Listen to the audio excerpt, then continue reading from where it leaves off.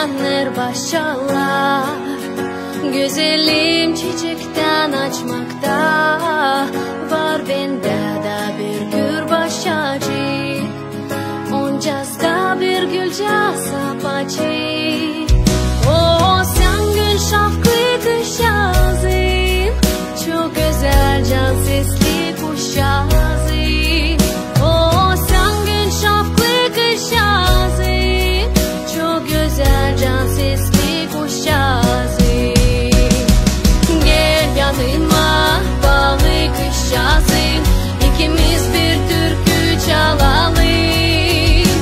Çalalım, oynayalım, gülelim, olalım sevgili, sevelim.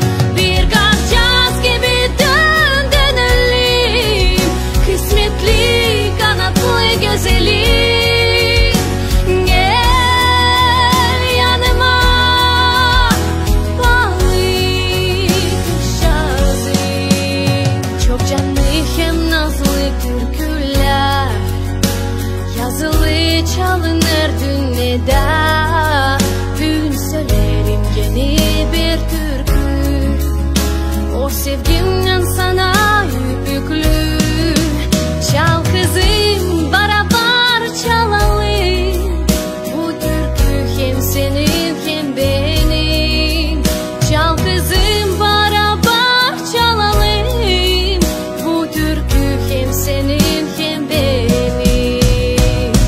Gel yanıma bağlı kış yazın, ikimiz bir türkü çalalım. Çalalım, oynayalım, gülelim, olalım sevgili, sevelim.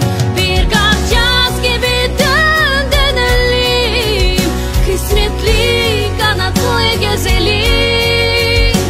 Gel yanıma bağlı kış yazın, çok türlü gün hem yıl rastgele, yaşamak onlardan düzüle. Ben kanadım büyüyeceğler, bir kış yaz başladı kısmete. O da sensin benim tatlıcım, hem yerde hem göğde.